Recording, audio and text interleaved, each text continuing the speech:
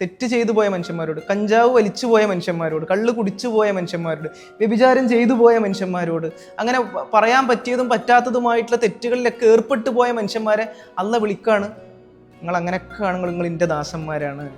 പ്രതീക്ഷ is equal to അള്ളാഹ്, പ്രതീക്ഷ ഇല്ലായ്മ ഈസിക്കൽ ടു ഷെയ്ത്താൻ. അപ്പം പ്രതീക്ഷ തരുന്നത് പടച്ചോനാ. നിരാശ എന്ന് പറഞ്ഞ വാക്ക് നമ്മളിൽ എവിടെയൊക്കെ വരുന്നുണ്ടോ അതൊക്കെ ഒരു തരം ഷെയ്ത്താനിയത്താണ്. ഒരു മനുഷ്യൻ കള്ളു കുടിക്കാൻ പോകുന്നില്ല, വേറെ മോശത്തരത്തിന് പോകണില്ല, വ്യഭിചാരത്തിന് പോകണില്ല, ഒരു തോന്നിയാസത്തിനും പോകണില്ല, നിസ്കരിക്കുന്നുണ്ട്, നോമ്പ് പിടിക്കുന്നുണ്ട്. ഇവനെ ഷെയ്ത്താനെ പിടിക്കാൻ പറ്റുന്ന ഏക മാർഗം ഓനിൽ നിരാശ ജനിപ്പിക്കുക എന്നുള്ളതാണ്. നിരാശ ജനിപ്പിച്ചാൽ ഞാൻ സ്വയം നശിച്ചോളും. ഹോപ്പ് എന്ന് പറഞ്ഞ സംഗതി ഇട്ട് കൊടുത്തു കഴിഞ്ഞാൽ മനുഷ്യൻ മുന്നേറിക്കൊണ്ടേയിരിക്കും. ഇപ്പം ഒരു നിരാശ ജനിപ്പിച്ചു കഴിഞ്ഞാൽ മനുഷ്യൻ താഴോട്ടേക്ക് അങ്ങനെ പോയിക്കൊണ്ടിരിക്കും. നിങ്ങൾ അള്ളാൻ്റെ കാരുണ്യത്തിനെ കുറിച്ച് നിരാശപ്പെടല്ലോ എന്ന്.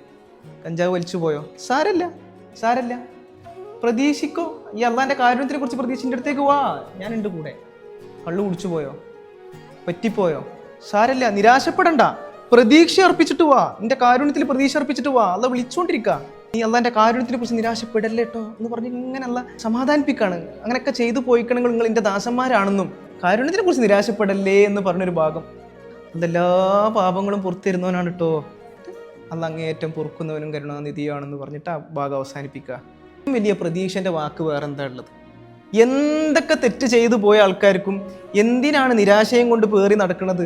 പടച്ചോൻ എന്ത് മനോഹരമായിട്ട് പറയുന്നു, ലാ തഖ്നതു മിർ റഹ്മത്തില്ല, നിങ്ങൾ എൻ്റെ കാരുണ്യത്തിനെ കുറിച്ച് മാത്രം നിരാശപ്പെടല്ലേ. തിരുത്താൻ തയ്യാറുണ്ടോ? ഒന്ന് പറയാൻ തയ്യാറുണ്ടോ? ആ നിരാശപ്പെടാതെ നിങ്ങൾ എന്നിലേക്ക് വരാൻ തയ്യാറുണ്ടോ? ആ സമയം ഞാൻ നിങ്ങളിൽ മുഴുവൻ പൊറുക്കുന്നവനാണെന്നല്ല പറയുന്നു.